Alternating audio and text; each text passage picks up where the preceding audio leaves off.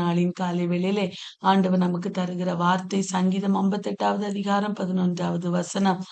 அப்பொழுது மெய்யாய் நீதிமானுக்கு பலன் உண்டென்றும் மெய்யாய் பூமியிலே நியாயம் செய்கிற தேவன் உண்டென்றும் மனுஷன் சொல்லுவான்.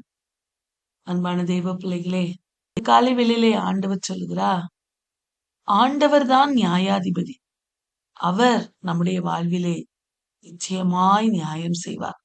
அவர் நியாயம் செய்யும் போது, அவர் நீதிமானுக்கு நியாயம் செய்யும் போது, உலகத்தின் எல்லா மற்ற ஜனங்களும் கர்த்தர் பூமியிலே மெய்யாய் நியாயம் செய்கிற தேவன் பூமியிலே இருக்கிறார் என்பதை கண்டுகொள்ளும்படியான அளவுக்கு ஒரு பெரிய நியாயாதிபதியாய் ஆண்டவர் நம்முடைய வாழ்விலே இந்த நாளிலே வெளிப்படுவேன் என்று சொல்லி அவர் வாக்கு கொடுக்கிறார்.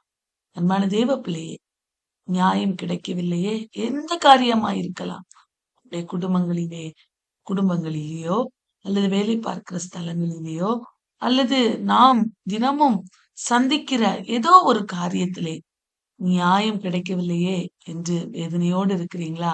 இந்த காலை வேளையில ஆண்டவர் சொல்லுகிறார், நான் உனக்கு நிச்சயம் நியாயம் செய்கிற நியாயாதிபதியா நான் வெளிப்படுவேன் என்று சொல்லி அவர் இந்த நாளிலே வாக்கு கொடுக்கிறார்.